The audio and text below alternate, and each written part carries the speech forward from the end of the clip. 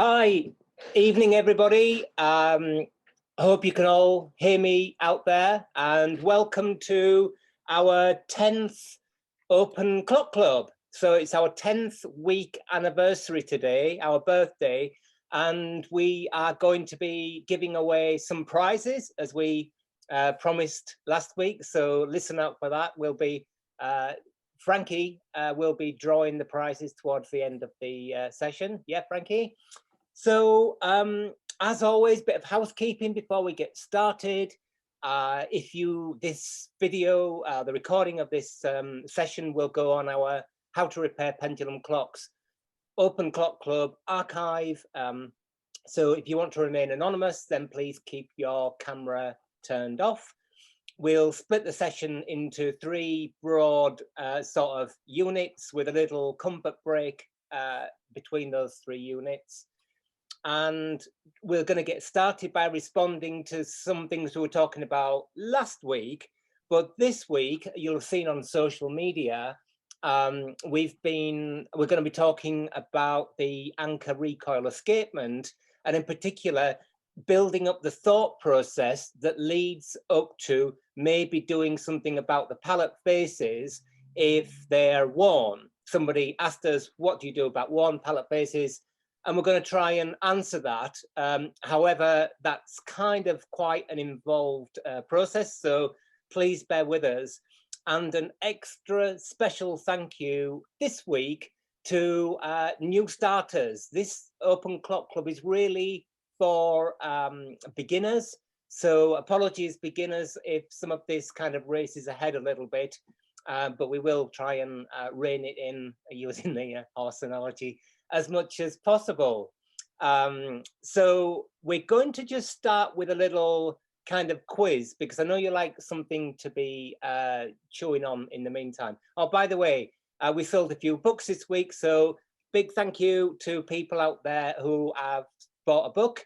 And we've also started an Amazon.com account. So in the fullness of time, we'll be selling on Amazon.com as well. However, getting started with Amazon.com has made me lose all my hair. Right, so quiz time. So keep your eyes open, people. This is a clock that's on the bench in my workshop at the moment.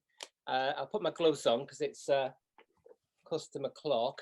The only reason, you may have seen in the book that we wear gloves the whole of the time when handling clocks, not only when they're so-called cleaned, but when they're so-called dirty as well. Basically, that's a default for us. The only reason I don't sometimes wear them on Open Clock Club is purely the practicality of moving from one thing to the other really quickly. I think when John shows us his case study in a few minutes, he too will be wearing gloves, so just a little pointer there. So the first clock we've got to show you, remember, as always, this event really runs on live chat. What I say is kind of incidental, really. It's what you people have got to say that's important. Now, we're one man down today on the live chat thing, so normally we try and answer questions as we go along. So please keep the questions coming, and what we'll do is we'll either answer them on social media during the week.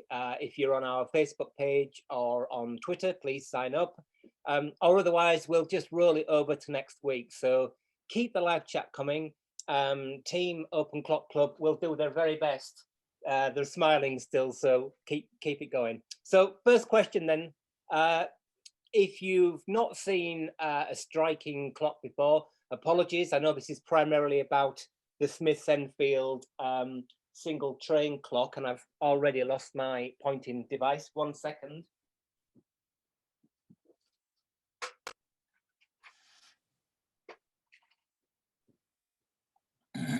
So this is an 18th century European, probably English, 8-day duration long case clock. Nothing to do with the escapement. This is just to keep you guys busy. Now, what we've got here is it's rack striking. So there are two trains. The going train is on the right here, this winding square, and the striking train is on the left here. Is that, that's right? Yeah, that's correct. And if you've seen this before, what I'm interested in, or the question, should I say, is what is this about? I mean, it's a snail and it controls the number of blows struck, but this is kind of quite unusual. So, and look here, here's a second clue on the minute wheel here. Nice ringing, by the way, that was made with a graver when the clock was made. There are 1, 2 lifting pins. So we've got 2 lifting pins on the minute wheel. I don't know whether our wheel will come up. Yeah, and there we are. We can see difference in size between the cannon wheel and the minute wheel. So answers, please, in the live chat. As I say, we may not get round to them, but something for you to be chewing on in the meantime. So we're going to hand over to John. What was, Matthew, what was the question? Sorry, I got distracted by it. The question was, what's unusual about that clock and what does the dial look like? Tell me what the dial, what's special about the dial that's quite different from most of the 8-day duration. I think I know. The hands go backwards, don't they? That's one thing, John. It's right. Not the only thing though. And also, I told you what it was the other day. So. Yeah, the hands go backwards. So apart from that fact, what's the other unusual thing? We're going to hand across to John for a few minutes, in a couple of seconds, because a question relating to bushing that's come up, that's in our new bushing and depthing chapters, which are still not for sale, but we're getting there. But we just thought it would be interesting and relevant for that clock that he's got on the bench. But my last bit of news before I forget is that next week we've got our first guest speaker. We're going to be joined by Dale Sanderson, who's a clockmaker conservator in the South. And he's recently done some research on the half deadbeat escapement, which is quite an unusual animal. And we wanted to share this with you because if you get one of these half deadbeat escapements on the bench, you might think, whoa, what's that? It's neither deadbeat nor anchor recoil. So Dale's going to pop along next week and he's going to tell us about his research. So that's good fun. So John, over to you, please. Okay. I think Matthew has, I think you probably know by now that we're feverishly working on a couple of chapters on depthing and bushing that we're trying to get out very, very soon. And this week, I started working on a customer's clock, and it was so kind of related to what we've been writing about that I thought I would demonstrate. I would just sort of show it to you. I haven't, unfortunately, got Matthew's sort of multi-million pound sort of setup that he's got, so I'm just going to do my best. But one of the things that we have been talking about, and we've been talking about an open clock club and in these chapters, is when do you bush and when don't you bush? And we've made it very clear that, you know, we think that you have to check the depth thing before you go any further. So very often, you know, we think a lot of bushing that gets done isn't necessary. And I got this. What shall I show? This fusee clock with two train with striking, but the customer told me that it was stopping after maybe half a day or something. And what I've established quite quickly actually is that if you you can depth it, you can kind of do, I hope I don't drop this and damage anything, but if you put your fingers in between the two mobiles like that, so you can't really see, can you? But then you try and turn it, it's kind of jammed. And so in fact, you can do depthing like that, as well as using a depthing tool, which is what one of those things is. I should go back to that in a few minutes.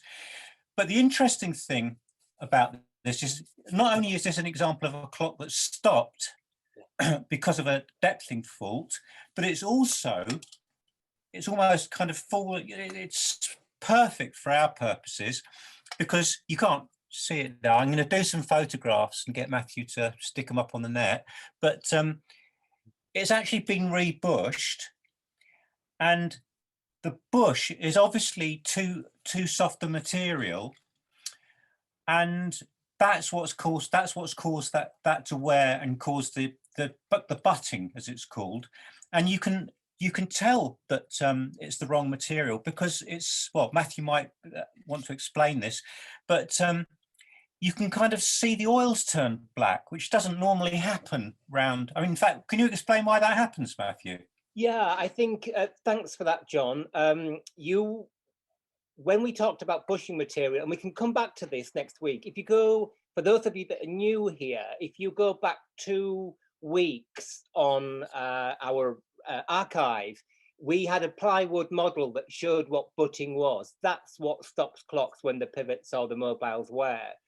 And what we said then, and what we say in our, we'll say in our book, is that it's really important that you use either hard drawn bushing wire of a known quality, or you use pre-made bushes of a known quality, typically they're by either KWM or Bergeon, or hammer hardened cast brass, which, John, it'd be great if we could come back to that project and get some photographs and things when you deal with that bearing. So this is it the front pivot or the back pivot, John? It's the back pivot. Right. So I suppose the key things about this as a case study that tie in with what we're writing is the fact that this is a lovely example of being able to push the mobiles apart and then trying to turn them and seeing it butting, and the fact that the actual replacement bush itself is the cause of the problem. So what I can do, Matthew, is if you go on to what you were going to do next, I can put those mobiles in my depthing tool if you want me to just show the cool. Okay. viewers what that looks like. Yeah. Yeah. I mean, this is really important because, of course, us banging on about some theory is fine, but these kind of real life scenarios are always really interesting. So this is the back bearing of a fusee. Now, I bet you almost a pound to a penny that kind of bushing probably didn't need doing in the first place. Maybe it did, who knows? We'll never know. But those bushes that you can buy that are called barrel arbor bushes or top hat bushes, some people call them, I've seen them time and time again that they fail incredibly rapidly. That clock is probably 250 years old. We don't know how much it ran, of course. We can speculate, but let's not do that.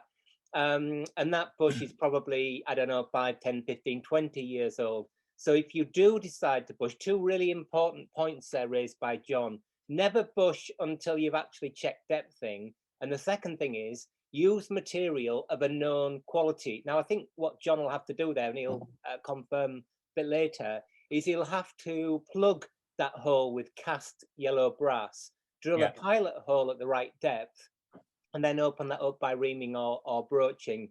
And then we don't know how long that's going to last either, but to the best of our ability. And it's not that we want to replicate the material like the right thing or the wrong thing.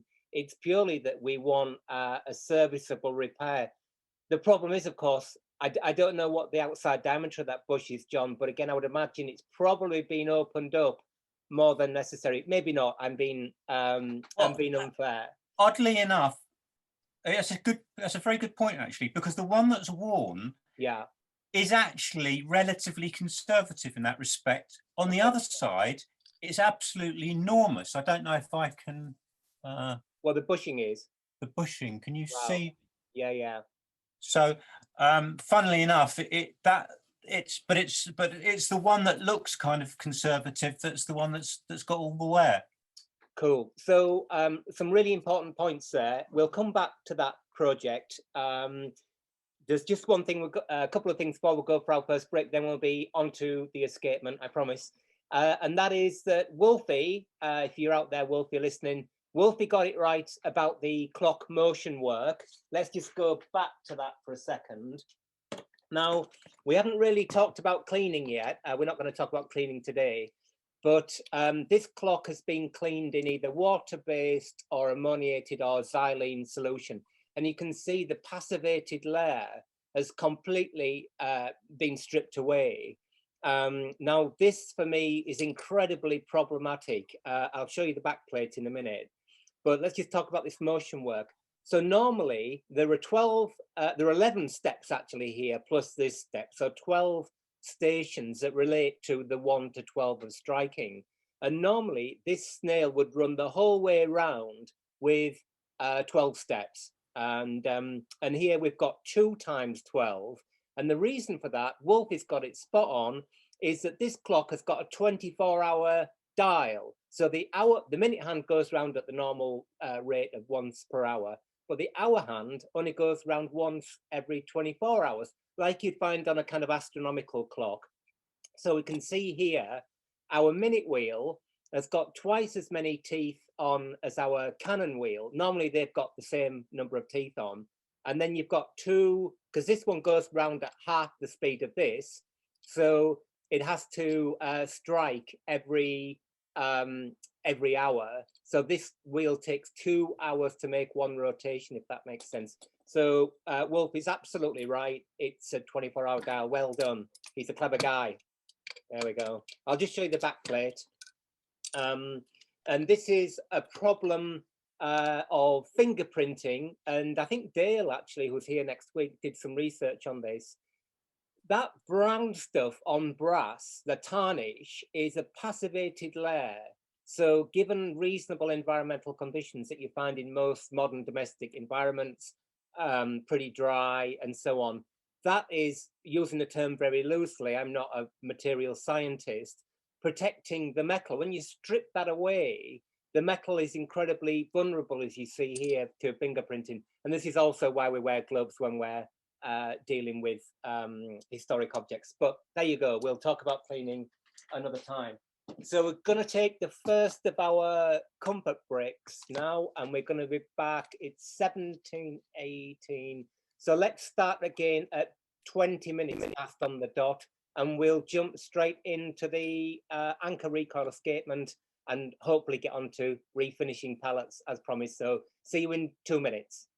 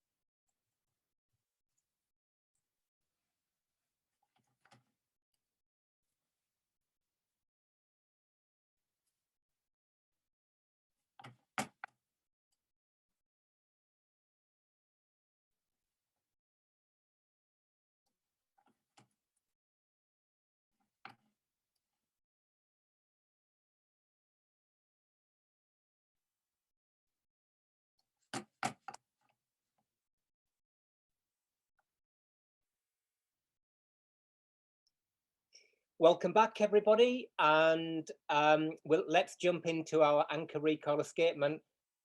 Slightly before that, he says, changing my tune. The giveaway this week for our birthday 10-week celebration are 3 handmade Smith & Enfield spanners made by yours truly. This one was made by Frankie last week. So it's got a 1/4 inch across flats hex spanner at one end, which fits the Enfield nuts, and it's got a screwdriver blade at the other end. So it's kind of like an all-in-one tool handmade by yours truly. So I'm going to make 3 of these. So if you want one, in the live chat, put spanner now. And Frankie, if he's still there, will draw 3 names out of the hat at the end of the session. So in the live chat, if you want a Smiths Enfield brass handmade spanner, then put that in the live chat. Okay, cool. Right, anchor recoil escapement. For those of you that've got our book, on page 49, we have a whole chapter about the anchor recoil escapement and adjusting it in relation to the Smiths Enfield mantle clock, which, as you know, is aimed at the beginner. Now, last week we got this question: what do you do when the pallets get worn? Well, I'm going to explain what that is. And of course, there is no right or wrong answer to this or any question. There's no proper way of doing it as far as I'm concerned. But what I see on internet fora quite a lot is people say, grind out the wear. I'll explain what wear is. Polish it and bend the pallet frame. Now, I'm not saying that that's wrong or right, but the problem of bending the pallet frame, and I'll explain what the pallet frame is. In fact, we can see here on our little drawing that you saw on the internet. If we bend the pallet frame to account for wear, then we change these angles. And I don't mind about that. Your decision is your sort of practice, and I'm cool with whatever you decide to do.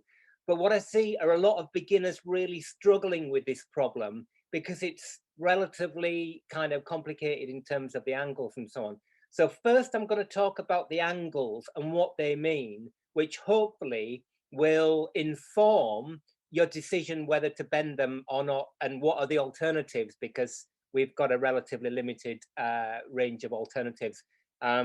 I'm afraid. Anyway, so let's crack on with it. So why first are these angles important? What are those angles, in fact?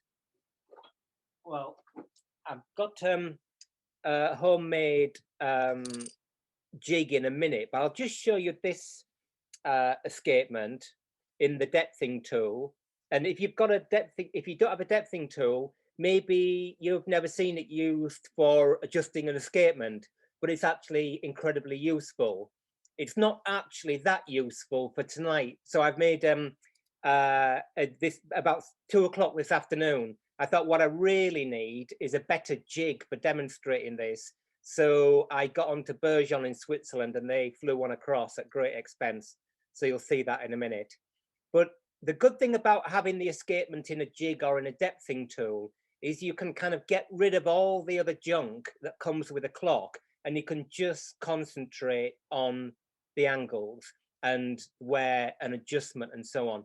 And without sounding too much like your school teacher, it's really worth investing an hour, a couple of hours in nailing this escapement thing. It's like getting clocks in beat. You know, once you learn how to do it, and it takes a bit of figuring out, you just got it forever then, which sounds really obvious. But I see people flailing about. They're asking for help. They're saying, what should I do here? What should I do here? And so hopefully this session will fill in a few of those gaps. So let's just have a quick look first at a little bit of theory. I am not a major theory person, but we're going to talk about this escapement in a bit. So this is the jig that was bespoke made by Bergeon this afternoon.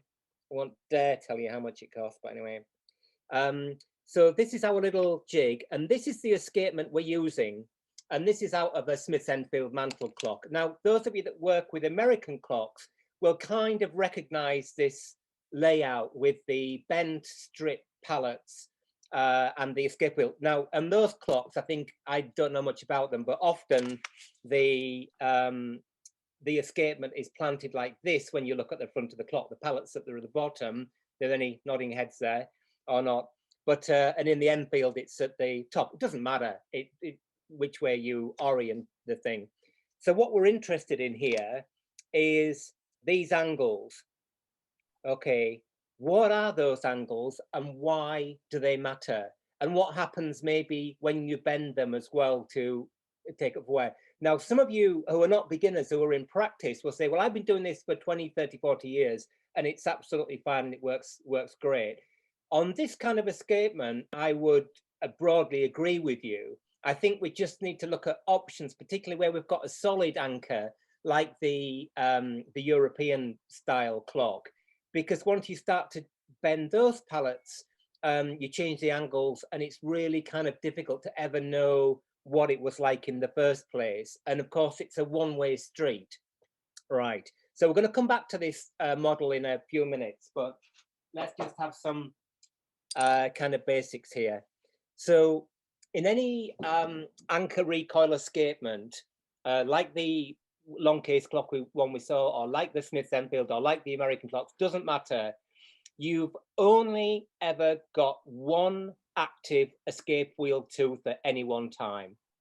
So the action of the escapement is we've got three phases. We've got impulse, drop, which is something that interests us this evening, and then recoil. So this is the anchor recoil escapement. Both those things we've seen today. So doesn't matter where you start in this cycle, impulse goes to drop, drop goes to recoil, and recoil goes back to impulse. And that happens, you might have just seen fleetingly there on both pallets. But I always find it really useful theoretically as a principle to imagine the escape wheel has only got one tooth on it, and that tooth is always the working tooth. You don't need the other teeth, they just happen to come into play when it's their turn to be active. I think because when you look at the whole thing, you think, gosh, what are all these teeth doing? Well, there's only ever one tooth working at any one time, which is really, I think, important to kind of conceptualize. So let's just look at that English escapement we saw then. Typically, those escape wheels have got 30 teeth on them. If quick hands up if you've ever worked on a kind of European long case clock. John, you ever worked on a European style long case? Yeah, John, and I'm sure many of you have as well. The seconds hand takes 60 seconds to make one rotation, yeah? And that's divided into equal seconds, but there are only 30 teeth on the escape wheel. So there are two ticks of the pendulum. This is important, by the way. There are two ticks of the pendulum for every tooth gap. And what that means is that when we get a tick or a tock, whichever you want to call it, the escape wheel advances a half a tooth space. That's why those 30 tooth escape wheels are kind of quite useful, because it's easier to conceptualize. The Smith's Enfield one that I'm looking at today has got 44 teeth on it, which is a little bit more difficult to kind of get your head round. Okay, so let's say our escape wheel's got 30 teeth on it. Doesn't matter, but let's just say 30, because that's kind of easy to numbers and so on. So if we take a quarter of that, for instance, our pallets embrace a certain number of teeth. We just go back to, sorry, let's go back to this for a second. So you can see here, this escape wheel's got 44 teeth on it, and I've rubbed off how many teeth they embrace, but I think it's 6.5. Let's just have a little count up. So 1, 2, 3, 4, 5, 6. Yeah, I think it's 6.5 tooth spaces. So another really important point, if you're trying to figure out an escapement like this always occupies, or the pallets span n, let's call it, number of teeth and a half. The n doesn't kind of matter, that's designed by the maker. It's the half that's important. If your pallets have been bent for any reason or changed or whatever's happened to them, and they don't occupy that n.5 value, then the amount of drop, which we'll talk about in a second, is never going to be even. It's a half that's really important. And you can just, for the beginners, because this is really kind of important, and I know there's a lot of theory here. You can see if we just, well, it is about, isn't it? That tooth there is about on the edge of the entry pallet. Okay. This one's called the entry pallet. Yeah. Matthew, can you explain why they're called entry and exit pallet? Yeah, we'll do in a minute. Yeah. Which question? Please show how the escapement attachment on the depthing tool works. Yeah. What is problem? Problem of what? Right. Okay. Yeah. Somebody's asked to see the depthing tool. We'll show it in the break. Okay. How it kind of fits together. Yeah, I'll explain what entry pallet is and exit pallet in a minute. And you can see that there are 1, 2, 3, 4, 5, 6. And if we put that round there and move our pallets a little bit to the edge when that's on there, we can see that the exit pallet, when the entry pallet is on the point of it, is halfway between two teeth. That's really important. So we've always got N1/2 teeth. If you haven't got that, and there was a case on the NAWCC forum this week where some pallets had been bent open, like you're really struggling, and I see people flailing about. They start bending this and bending that and moving this, moving that, and this is really useful to have a jig like that, and we'll talk about it a bit later. So let's just go back to our 30-tooth escape wheel. So let's say the wheel's here. Okay, it's got 30 teeth on it, purely arbitrary number. On an English kind of or a European long case clock, what you'll tend to find is it's what they call broadly a square escapement. Don't get hung up on this, but it basically means that if you draw a line up like that and a line like that, if you imagine that was a square, that means the pallets are embracing a quarter of the wheel, aren't they? So this is perpendicular, this is perpendicular, this line's at a tangent, and that line is also at a tangent. Okay, this is the kind of like simplest geometric form of an anchor recoil escapement. Your escapement will be like this, a variation on this theme. Okay, let's say for sake of argument, our escape wheel is rotating clockwise here. On a long case clock, you look at the front of the dial, rotating clockwise. So the pallet on this side of the pallet frame is called the entry pallet. Sorry, you can't see that, entry pallet. And this one, zoom out a little bit, is of course called the exit pallet. Now, it's just useful to have these names. So if you're talking to people on a forum or a tutor or other colleagues, you can identify which is which. So let's just do a slightly bigger drawing of our lovely escapement. And this time, I'm just going to draw 2 teeth there. Okay, I'm not going to draw the rest of the 30. We're not particularly interested in those. So let's say, for sake of argument, we've got a tooth here and we've got a tooth here. And I'll use my amazing new, I've splashed out and bought new Sharpie pens, especially for this. Okay, so you can imagine that there are another 5 teeth between these two, or 6 teeth, maybe, I can't quite remember. Okay, so our wheel is rotating clockwise, and we're going to draw in our pallets on that square escapement. Okay, so this is blindingly, there's the middle of our escape wheel, blindingly simple when you kind of see it. And that is that on this escapement, our exit pallet, which is on this side, is broadly going to be at 45 degrees to the tooth. And the one on the entry pallet is going to be on this side, 45 degrees to the tooth. So look, they're very roughly at 90 degrees to one another. So if you get a European type escapement or a tall case escapement and you look at it, you'll go, yeah, they're at 90 degrees to one another, because this 45-degree angle with the tooth is kind of the most optimal sort of angle. And if we just, if you don't believe me, which I don't imagine that you won't, because why would you? If we take this face here and we take this face here,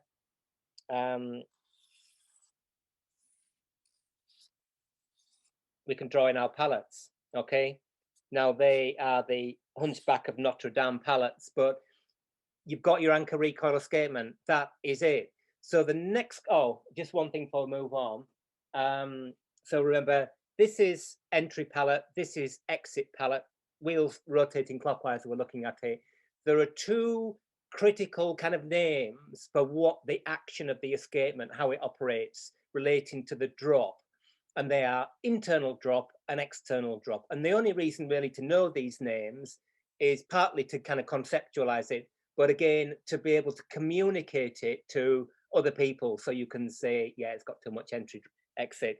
And the internal drop, if we imagine this tooth has got to the point here where it's about to drop off the pallet face, which is here, and this next active tooth, which is the same thing, this one's going to become the next active tooth. Got to use my pens there. It's going to effectively, not actually, of course, but effectively move from here to here. Now, if you're saying, oh, Matthew, there's a lot of information here, where can I find out more about this? It's in our book. This thing is in our book, but also I think something like the BHI correspondence course, it's probably in there, but I'm certain it's in there as well. I did look in Gaisley today. It's not in there in this kind of format. Okay, so that's internal drop. So that's the action from leaving the entry pallet, landing on the exit pallet. And of course, external drop is exactly the same thing, but it's where it leaves the exit pallet here. But of course, effectively, again, we've got this one active tooth, goes all the way around and lands on here. So this is called external drop. Oh, can't even spell. No. Okay, so we've got entry pallet, exit pallet, internal drop, external drop. We've got covered a lot of ground already. So the next thing is, where the heck do these angles come from? Because if you know where they come from, the next time you come to adjust an escapement, you'll think it's fine, I'm happy doing that, or it's not fine because it's going to have an impact on the action of the escapement. Well, there are two elements that form those angles. Are we okay, Rachel? Yeah. Two elements that form those angles. Now, we talked, we're using this 30-tooth escape wheel as our model, yeah? Oh, is Frankie there? Hi, Frankie. Are you doing the draw for the spanner? Just checking he's not going to sleep. So we've got 30 teeth on our escape wheel, yeah? Now, the Smith's has got 44, yours might have 31, 29, whatever, it doesn't matter. We've got 360 degrees in a circle, all agree. Therefore, every tooth must occupy 6 degrees.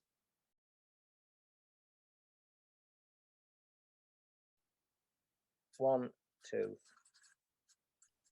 equals 6 degrees. Is that right? Right, John? Yep. Yeah, great. Okay, so that's our first thing. That's the same thing for every escapement. Divide 360 by the number of teeth. That gives you the amount of degrees that one tooth space occupies. Now, remember, when we did our tick and our talk, each one of those means that the escape wheel moves forward half that value. So it's half a tooth space for a tick or a talk. Anyway, okay. Now, the next bit of information we have to deal with is a thing called escaping arc. So I won't splash out on a new bit of paper, but here's our pendulum, and it's at rest. Okay, there's no energy being put into it. It's just hanging there. Gordon gravity is doing its thing, doesn't move. Okay, if you start pushing the pendulum, and it's a really great exercise on a clock that's ready to run, just start building up the amplitude a little bit. You'll get to the point, if the clock is healthy, quote unquote, where the thing begins to tick. Now that point at where the thing only just begins to tick is called the escaping arc. Okay, and let's say that is here.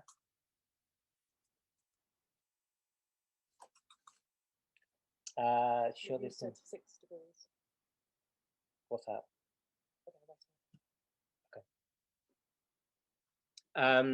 So sorry, Rachel, is that?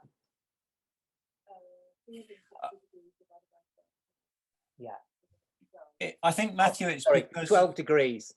12 degrees, you're absolutely right. Each tick and each tog is 6 degrees. Sorry, my mental maths is hopeless. Anyway, so 12 degrees, 360 divided by 30. So this line here is escaping arc. That's the minimum amount the pendulum, and therefore the escapement, the pallets, has to rotate for the clock to begin to tick. And that value is designed in. You decide what that value is. Okay, if you're making a clock, typically it might be 4 degrees included angle, say, for instance. Now, the designer of a modern mantle clock wants that clock to be very kind of adaptable to maybe being a bit out of beat, or the oil being a bit bad and the thing to last a long time. So in the Smith's clock, what they did was they made the escaping arc quite small. So the pendulum doesn't have to move much for the clock to run. Okay. Now, if you get to work on an astronomical regulator, for instance, often the escaping arc is tiny, but the overall arc is quite tiny too. There isn't much room for error. So the maker of that Smith's mantle clock, what they do is they really drive the clock strong with a big old spring. So when the pendulum's actually ticking, the pendulum's swinging all the way out here. And this is a really cool experiment. This is in our book as well. A really cool experiment. When you've repaired a clock, put a bit of paper behind the pendulum and mark on the escaping arc, so the minimum arc the clock can run at. And then after an hour, see what it's built up to. And it gives you some indication of the health of the clock.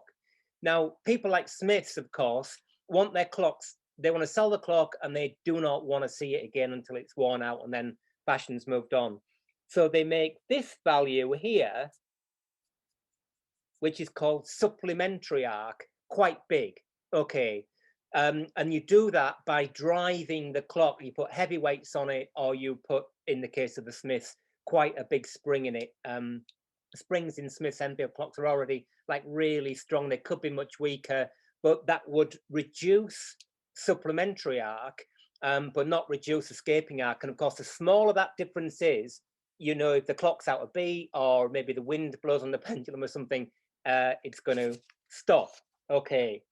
So we've decided that if we have a wheel of N teeth, let's call it 30, we know that there are 12, sorry, not 6 degrees between each tooth space, so 6 degrees per tick or tock of the escapement. Nothing we can do about that. That is a function of the number of teeth on the escape wheel.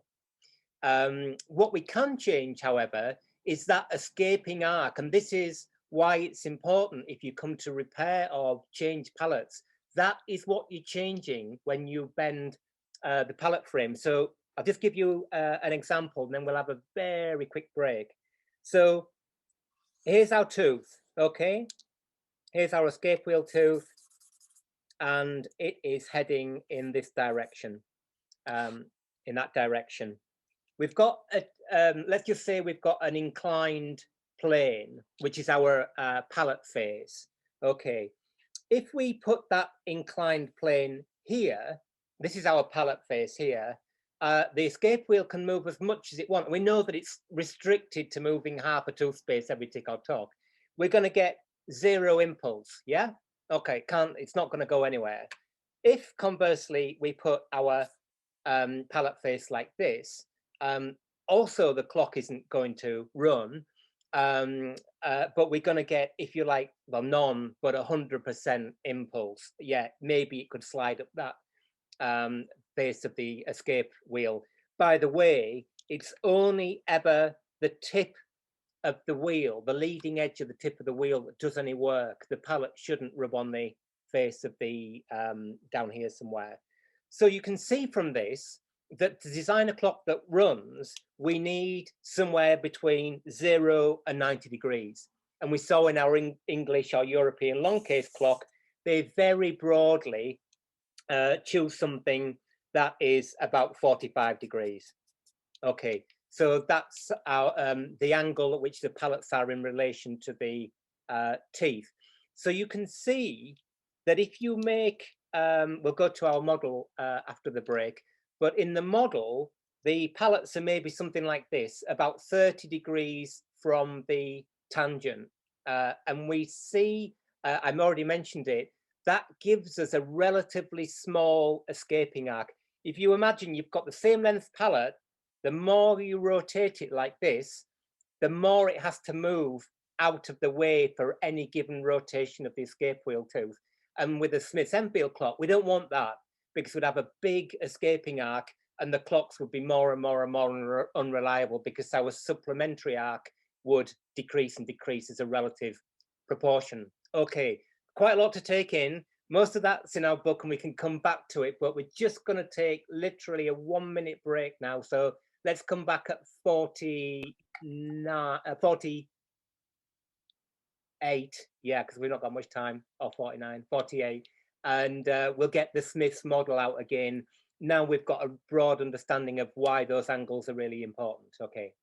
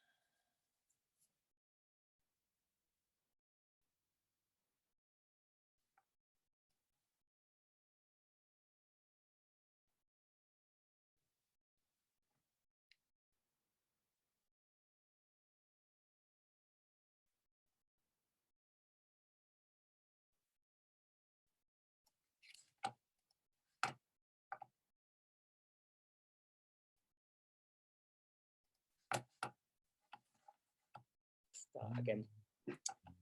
So we've had a couple of questions. I'll try and deal with them as we go along. So Sam's asked, why are there 44 teeth on the escape wheel? That's really, it's kind of arbitrary. It's to do with train count. And the people that designed that clock might have wanted to put the movement in all sorts of different cases. They knew that they want, obviously, the hands to go around once an hour and once every 12 hours, respectively. So when you design a clock, you can make the pendulum as long or short as you want within reason. And so they designed the longest pendulum they could for the kinds of cases that they were likely to encounter. And what that meant was that the escape wheel, in this case, has got 44 teeth on it. But by changing the number of teeth on the escape wheel, you can change the frequency of the pendulum, make it longer or shorter, and the clock still runs at the same time. So that's a cool question. And why do they span relatively small number of teeth? I think that's just because it allows them to have this supplementary arc that's really quite big. So the pendulum can swing quite a lot, relatively compared to, say, to a long case clock or a regulator. So I've just shown this for people who wanted to see how the depthing tool works with the escapement in it. And you can see for this to work, where you've got the crutch on the pallet arbor, is that you need this runner that's got a hole in it. So that's quite cool. But we're not going to look at this. We can look at it again next week. What we're going to look at is this amazing thing. Let's just see if we can get it in focus. There we are. So we know that we've got 44 teeth on this escape wheel. That's not particularly important. We've got our entry pallet here, yeah. Exit pallet here, yeah. We've got the value from one tooth leaving here and landing on here is called internal drop. The value of one tooth leaving here and going all the way around here and landing on this face is called external drop. Okay. Now, one good thing as well about designing the teeth like this, and I'll show you as we start to adjust this escapement. So given that you're not going to bend the pallets and you're obviously not going to change the escape wheel, maybe not, but let's say we're not. The only reasonable adjustment we've got on a clock like the Enfield or an American clock is that you can change the center distance between the escape wheel arbor and the pallet arbor.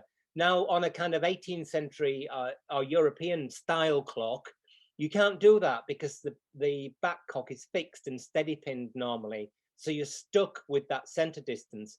So let's just have a look at what changing that center distance does and why it's really important that if you repair a clock like this, the first thing you would do is you'd obviously look at the teeth and check that none of them are bent. Some of them are bent on this wheel a little bit, the edges, but because that's going to be a problem. Uneven division or eccentric colleting or eccentricity ovalization of the wheel are always problems, and the clock is going to run, it will run probably, but it'll run in and out of beat, which for me isn't a big deal. It drives some people crazy.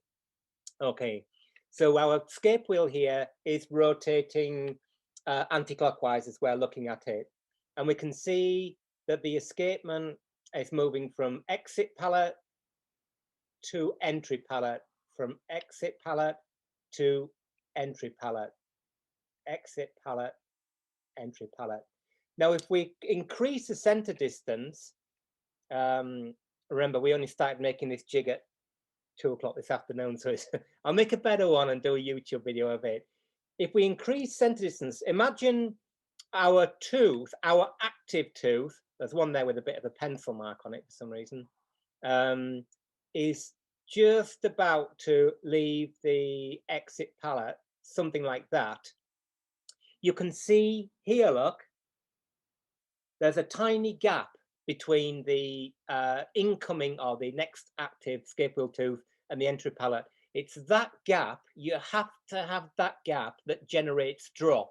Now, you can't get away with zero drop, but you want to reduce the amount of drop because drop is used up energy. It's the train and the escape wheel rotating and not doing any work. So we want to keep drops a minimum, but we have to have drop. If any, I think the one we were looking at on the forum this week, there were 2 teeth at any one point touching the wheel, doesn't work. Okay, so the more we increase center distance here, so if we open up the distance between the escape wheel arbor and the pallet arbor, the more drop we have. If you imagine that that tooth tip is magnetically glued to that end of the exit pallet there, it can't move. As we open up the center distance, that value is going to change. So on most clocks like this, by reducing the center distance, you can reduce external drop. Okay, and we can demonstrate that. Well, if the tool doesn't explode, we've opened it up and you can see, look, now there's loads of external drop, and of course there's less impulse, and there's also more internal drop. Now that's quite interesting. On our long case or tall case clock escapement we saw before, right? We're going to do the draw in a minute because we're going to run out of time. On the long case escapement, where the pallets are at 90 degrees to one another or thereabouts, when you decrease center distance, what happens is that external drop reduces, but internal drop doesn't reduce as much, if at all. Whereas on this design, because this pallet is at an angle like that, as we said before, Smith designed this so there's a relatively small escaping arc, and it would be cool to kind of reverse engineer that as well. But a sub sort of a benefit of that is that when you reduce center distance on this clock, then internal drop reduces as well.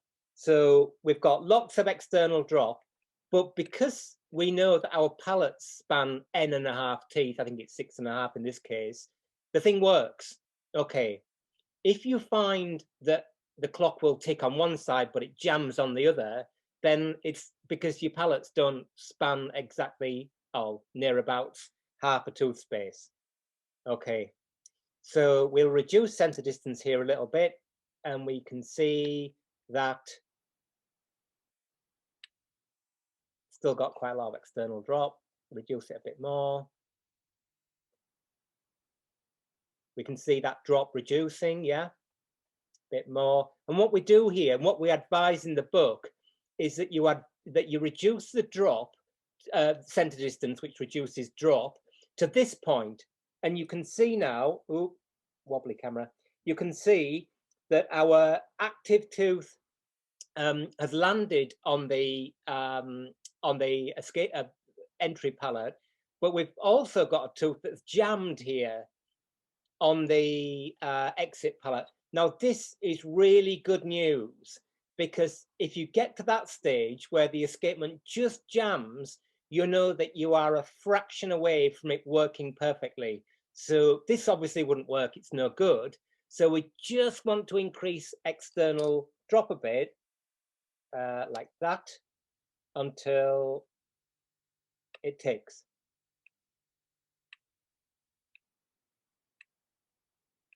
There's a bit of a delay between the sound and the video, which is slightly disconcerting. So that's what we would do. We would adjust the escapement by changing the center distance.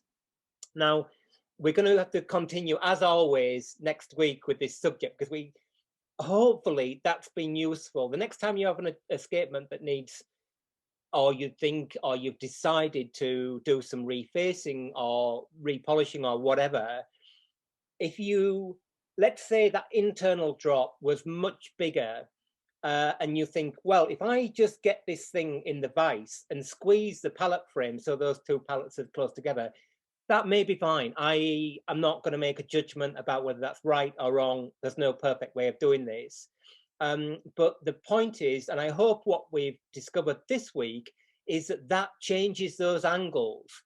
And the problem with a lot of sort of European clocks that we see is that angle gets changed, it gets changed again, until either the escapement doesn't function properly, but also by changing the angle, we lose or change or modify part of the story of the clock. And that might be perfectly fine. As I say, I'm not making a judgment, but I think the important point is that when you bend the pallets, you change those angles. In wooden plated clocks, yeah, somebody just asked about wooden plated clocks, which I don't know a great deal about, but yeah, the where you get shrinkage across the grain, you have to leave more drop, because if you adjust it so it's only working and you get a bit of change of the diameter of the wheel, then obviously the thing is going to jam. Right, we're about out of time, so hopefully that was food for thought. Sorry about the 6 degrees and the 12 degrees. I'll do a bit more mental math this week. So the winner, and I've lost the spanner, of the little Smith's Enfield spanner, Frankie, thank you for doing that, is Daryl, Jane and Nick. So Daryl, Jane and Nick will be in touch. If you give us your mail address, I'll make them and then we'll post them off. So quick reminder about next week. We've got a guest speaker who's going to talk about the half deadbeat escapement. Maybe from John, we'll have an update on doing that bush. It would be really cool, John, if you could ping some images over and we'll put them up on Facebook. And then we'll progress this discussion. Now we've got through a bit of the dreaded sort of theory, and that discussion will be if the pallets get worn to the degree that the clock isn't functioning properly, what the heck do you do? And there is no perfect answer to that, but we will kick it about a bit. Hope that was of use. We're going to leave the live chat open for 5 minutes so you can all talk amongst yourself. But thank you for coming. To new starters, sorry this was a bit heavy duty. We'll get back to basics again in due course. Keep the questions coming. Follow us on Facebook, follow us on Twitter, and you can find our website too out there. Thanks very much. Great to see you all. Thank you, John. And we'll see you again next week. Bye for now.